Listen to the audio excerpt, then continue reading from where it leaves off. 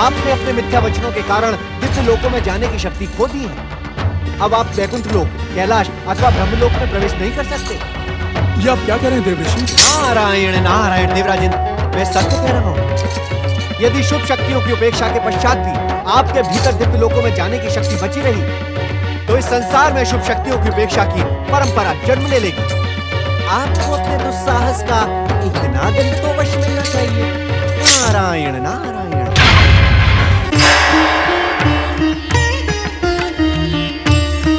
प्रणाम मयूरेश्वर श्री गणेश। आप परम दयालु हैं, क्षमा निधान हैं। मेरे अपराधों और भूलों को क्षमा करके आप स्वयं ही मेरे दुखों का अंत करने के लिए यहाँ प्रकट हुए हो। क्षमा निधान मयूरेश्वर, आप कृपा करके उस दुष्ट सिंधु का वध करके मुझे मेरा स्वर्ग दिलवा दे। मैं स्वर्ग से बाहर रहकर भटकते भटकते थक गया हूँ। नारायण नारायण। प्रणाम मंगलमूर्ति। क्या आप सत्य ही दैत्य माता दिति की चीत्कार सुनकर तारकाक्ष की स्वर्णपुरी में गए थे? नहीं देवर्षि, मैं तारकाक्ष की स्वर्णपुरी में नहीं गया था, क्योंकि उसके भीतर प्रवेश करना मेरे लिए अनुचित था। परंतु मैं दैत्य माता दिति के समीप अवश्य गया था। क्या आप पुनः दैत्य माता दिति के समीप गए थे मयूरेश्वर? दिव्य लोकों में प्रवेश न कर पाने का दंड पाकर भी आपकी आंखों पर बड़ा स्वार्थ का पर्दा हटा नहीं है। आप भ्रमित हो चुके हैं देवराज। मैं मयूरेश्वर नहीं, गौरीपुत्र हूँ। मेरे हाथों से सिंधु दैत्य का वध कदापि नहीं होगा। आप गौरीपुत्र हैं? मुझे क्षमा करें गौरीपुत्र, क्या आप सत्य ही दैत्य माता दिति के पास गए थे? हाँ देवराज, पिताश्री शिव शंकर की हार्दिक इच्छा है कि दैत्य माता दिति की प्राणहानि न हो। उस दुष्टा के प्राण बचाने की भगवान शिव को इतनी चिंता क्यों है? क्योंकि दैत्यों के आराध्य भगवान शिव जानते हैं कि दैत्यों का उत्कर्ष दैत्य माता दिति के हाथों से ही होगा। दैत्यों का उत्कर्ष करें और वे स्वर्ग पर आक्रमण करें, देवताओं को अपमानित करें, पराजित करें और सताएं। क्या यही चाहते हैं शिव शंकर? भगवान शिव प्राणी मात्र को उसके कर्मों का फल प्रदान करते हैं। जब किसी को उन पर विश्वास ही नहीं होगा, तो वे उस पर कृपा क्यों करेंगे? पराजय और निरंतर भटकते रहने के कारण मेरा मन संतुलित नहीं है। मुझसे बार बार भूल हो रही है। बार बार मैं क्षमा याचना कर रहा हूँ। आप कृपा करके मुझे इतना बता दें कि इस समय मयूरेश्वर श्री गणेश कहाँ मिलेंगे? मयूरेश्वर इस समय माता पार्वती और शिव शंकर की सेवा में कैलाश पर उपस्थित हैं। परंतु आप उनसे निवेदन करने कैलाश पर नहीं जा सकते। देवर्षि, आप देवराज के अशांत मन को शांत करने का उपाय बताएं। नारायण नारायण। देवराजेंद्र, आपकी अशांत मन को शांति परमदेव श्री महागणेश की आराधना से ही प्राप्त होगी। किंतु आपने अपने अभिमान के कारण दिव्य लोकों में जाने की शक्ति खो दी है। अतः आपको पृथ्वी लोक के किसी पुण्य तीर्थ स्थान पर जाकर परमदेव श्री महागणेश की आराधना करनी होगी। आपका कल्याण होगा। अब हमारे लिए क्या आज्ञा है देवऋषि? अग्निदेव, देवराज इंद्र की भूल के कारण सिंधु दैत्य की आयु निरंतर बढ़ती ही जा रही है। हम सभी को इस संसार को उसके अत्याचारों से मुक्ति दिलानी होगी। देवर्षि, सिंधु दैत्य का वध तो मयूरेश्वर श्री गणेश के हाथों ही होगा। नारायण नारायण। इसीलिए मेरा यही परामर्श है कि आप सभी मयूरेश्वर श्री गणेश की सेवा में कैलाश जाएं। आपको सफलता अवश्य प्राप्त होगी। नारायण नारायण। ओम महागणेशाय नमः।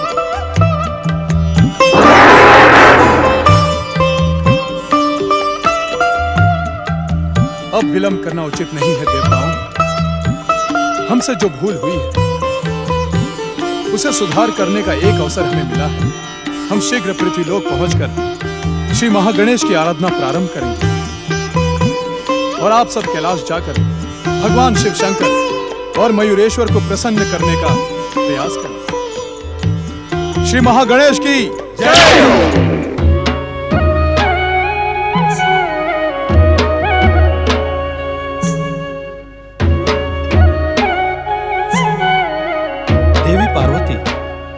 बालकों के निर्मल प्रेम के समीप आने पर मनुष्य अपनी सभी चिंताओं को भूल जाता है। सत्य वचन स्वामी, बालक के साथ तो कठोर से कठोर हृदय मनुष्य भी बालक के समान ही निर्मल हो जाता है। परंतु जब बालक ही चिंता के सागर में डूबा हो तब क्या होगा? क्षमा करें मयूरेश्वर, इस आनंद के अवसर पर आप गंभीर क्यों हो गए? गण प्रमुख नंदी महाराज, तुम्हारे मयूरेश्वर अपने भाई गौरीपुत्र गणेश के विषय में सोच रहे हैं। गौरीपुत्र के विषय में? क्या इसी कारण तुम गंभीर हो पुत्र? हाँ देवी, आपने गौरीपुत्र के लिए जो मोदक बनाए थे उसका भोग तो इन्होंने लगा लिया। अब यदि गौरीपुत्र प्रकट हो गए तो ये उन्हें क्या उत्तर देंगे?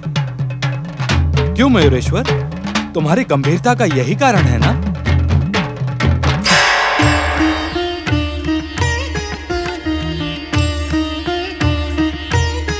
प्रिय मयूरेश्वर, तुम मेरी चिंता न करो। माता के दिए जो मोदक तुमने खाए हैं वे मुझे भी प्राप्त हुए हैं, परंतु तुम अप्रसन्न होगे तो माता पार्वती यही सोचेंगी कि तुम अभी तक दुखी हो और माता के मन को कष्ट पहुंचाना उचित नहीं है। मयूरेश्वर, मैं तो तुमसे केवल इतना ही कहने आया हूँ कि सिंधु दैत्य के वध तक तुम माता पिता की सेवा ऐसे ही करते रहना और मैं परमदेव श्री महागणेश की इच्छा के अनुसार उनके अन्य कार्य पूर्ण करते रहूंगा।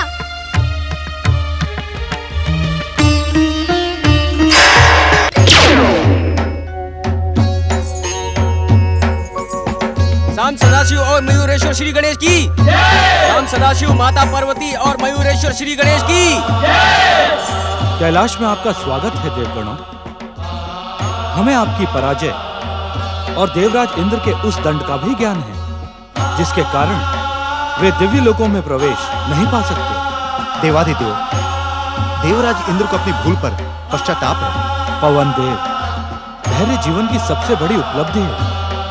धैर्य और धीरज ही मनुष्य को सफलता का मार्ग दिखाता है। जहां तक देवराज इंद्र की भूल का प्रश्न है तो भूल करना तो जीव का स्वभाव होता है, परंतु जो भूल करके उसे सुधारने का प्रयास करता है वही सफल होता है। महादेव, देवर्षि नारद के परामर्श से हम आपकी सेवा में उपस्थित हुए हैं। उस दुष्ट सिंधु के कारण हम देवताओं का जो अपमान हुआ है। वरुण देव, हमें देवताओं के कष्ट का ज्ञान है, परंतु समय से पहले कुछ नहीं होता। अपने ही बनाए विधान से बंधकर हम त्रिदेव तब तक किसी को दंडित नहीं करते जब तक कि उसके कर्म दंडित करने योग्य ना हो। हम देवताओं की दुर्दशा पर दया करें दयानिधान। महादेव, आप मयूरेश्वर से कहें कि वे सिंधु का अंत कर हम देवताओं को पुनः स्वर्ग दिलवाएं।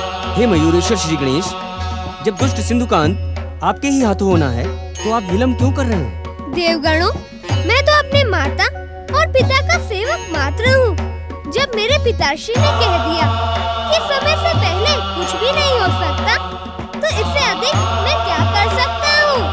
आप समय की प्रतीक्षा करें। प्रतीक्षा के साथ ही साथ आप सब देवताओं को कुछ आवश्यक कार्य भी करने पड़ेंगे। अपने अभिमान के कारण दंडित होकर देवराज इंद्र श्री महागणेश की आराधना में लीन हैं, परंतु वे आपके साथ नहीं हैं। इसलिए ये आवश्यक कार्य आपको ही संपन्न करने पड़ेंगे। महेश्वर, आप किन कार्यों की ओर संकेत कर रहे हैं? कृपया हमें स्पष्ट बताएं। सूर्यदेव ने देवराज इंद्र को जगत पालक श्री हरि विष्णु की शरण में जाने का परामर्श दिया था, परंतु सूर्य पर संदेह करके देवराज श्री हरि की शरण में नहीं गए। देवराज का संदेह अनुचित था। आप सब श्री हरि विष्णु की शरण में जाएं, वे आपकी समस्या का समाधान अवश्य ही करेंगे। देवाधिदेव, यदि आप रुष्ट न हो तो मैं एक आप अपनी बात निसंकोच कहीं पवन देव। त्रिकालदर्शी भगवान विष्णु को इस बात का ज्ञान अवश्य होगा कि सिंधु दैत्य का वध मयूरेश्वर श्री गणेश के हाथों होगा, तो भला वो हम देवताओं की सहायता क्यों करेंगे महादेव? यदि श्री हरि की सहायता आप देवताओं को न मिलती होती तो स्वामी आप लोगों को वहां जाने का परामर्श ही न देते। स्वामी के कथन पर संदेह करके आप वही भूल कर रहे हैं जो देवराज इंद्र ने की थी। क्षमा क्षमा महादेवी, अज्ञान के कारण हमसे भूल हो गई, हमें क्षमा कर दीजिए। देवगण, हमारी शुभकामना और शुभ आशीर्वाद सदा आपके साथ है। आप अपने प्रयास में लगे रहें, सफलता आपको निश्चित रूप से मिलेगी। आप सबका कल्याण हो। पिताश्री, आपने भी अवश्य ही देखा होगा कि गौरीपुत्र श्री गणेश कुछ समय के लिए यहाँ आए थे। और उन्होंने ये भी कहा था कि सिंधु दैत्य का वध होने तक तुम यहीं कैलाश में रहोगे। गौरीपुत्र यहाँ आए और मुझसे मिले तक नहीं। ये क्या हो रहा है महादेव? हाँ देवी पार्वती, गौरीपुत्र गणेश अपनी माता के धैर्य और स्नेह की परीक्षा ले रहे हैं। परंतु ये अनुचित है। पुत्र माता की परीक्षा तो नहीं लेता। इस प्रश्न का उत्तर तो आपको गौरीपुत्र ही दे सकते हैं। माताश्री, क्या तुम अपनी शक्ति का प्रयोग करके गौरीपुत्र को यहाँ बुलाने के लिए विवश नहीं कर सकती? प्रभु, आज इतने लंबे समय बाद आपके साथ गगन विहार करके मन प्रसन्न हो गया है, परंतु देवी लक्ष्मी, तुम बार बार कुछ कहते कहते मौन हो जाती हो। हम जानते हैं तुम्हारे मन में आज गगन विहार करके कई प्रश्नों ने जन्म लिया है। क्या तुम्हारे प्रश्नों के न पूछने का कारण जान सकता हूँ? स्वामी, मैंने आज गगन विहार करते हुए भी देखा और पिछले समय से देख रही हूँ। आपके भक्तों ने आपको पुकारना बंद कर दिया। महादेवी, भक्त तो कष्ट के समय पुकारते हैं। तो क्या संसार में कष्टों का अंत हो गया? महादेवी, तुम धन और स्मृति की देवी हो। श्री गणेश बुद्धि, रिद्धि और सिद्धि के वरदाता हैं। जब तक संसार पर आप दोनों की कृपा बरसती रहेगी, प्राणियों के कष्ट दूर भागते रहेंगे। हम जानते हैं देवी कि हमारा कथन सुनकर तुम्हारे मन में ये प्रश्न उमड़ रहा है कि संसार के प्राणियों को श्रद्धा और भक्ति के बिना तुम्हारी और मंगल मूर्ति श्री गणेश की कृपा कैसे प्राप्त हो सकती है? हाँ प्रभु, मैं यही पूछना चाहती हूँ। यदि संसार के प्राणी हिंसा, द्वेष, स्वार्थ और दुष्कर्मों में लगे रहेंगे तो उन्हें दैविक कृपा कैसे प्राप्त होगी? महादेवी, तुम्हारे प्रश्न में ही तुम्हारे प्रश्न का उत्तर छिपा है। मैं कुछ समझी नहीं प्रभु। महादेवी, जो प्राणी हिंसा, द्वेष, स्वार्थ और दुष्कर्मों में लगे रहते हैं, वे भला भगवान को क्या पुकारेंगे? उनके पाप कर्मी उन्हें पतन की ओर खींच ले जाएंगे। और जो प्राणी सत्कर्मों में लगे हैं, उन्हें भी भगवान को पुकारने की आवश्यकता नहीं है।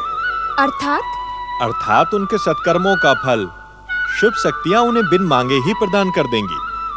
क्या तुम स्वयं ऐसा नहीं करती? करती तो ऐसा ही हूँ, परंतु क्या हमारे इस कार्य से यह प्रश्न नहीं उठता कि ऐसी स्थिति में भक्ति और पूजा का क्या महत्व है? प्रणाम माता लक्ष्मी, प्रणाम श्री हरि।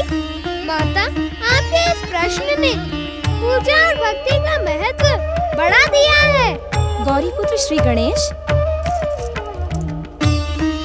आश्चर्य है, कैलाश में विराजमान रहने वाले गौरीपुत्र आज गगन विहार कर रहे हैं। पधारे मंगल मूर्ति, हमारे समीप पधारे।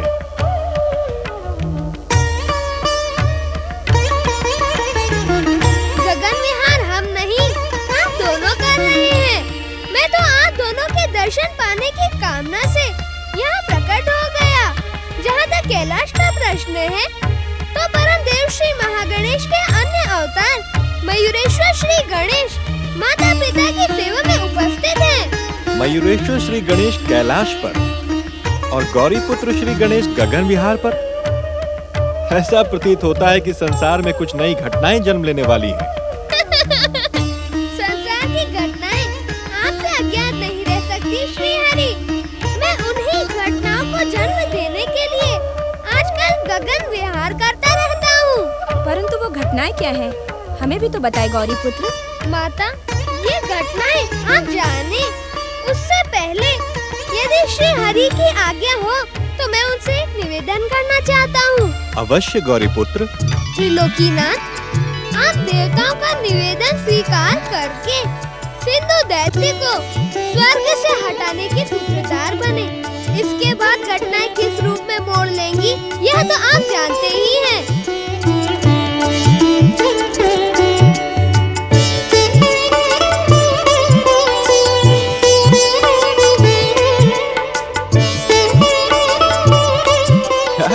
देवी लक्ष्मी। कितना मनोहर, सात्विक और दिव्य रूप है गौरी पुत्र श्री गणेश का। मन करता है कि उन्हें सदा के लिए आंखों में समा लूं। मेरा मन उन्हें बार बार देखने को करता है। धन्य है देवी पार्वती, जिन्हें मंगल मूर्ति श्री गणेश जैसा पुत्र मिला।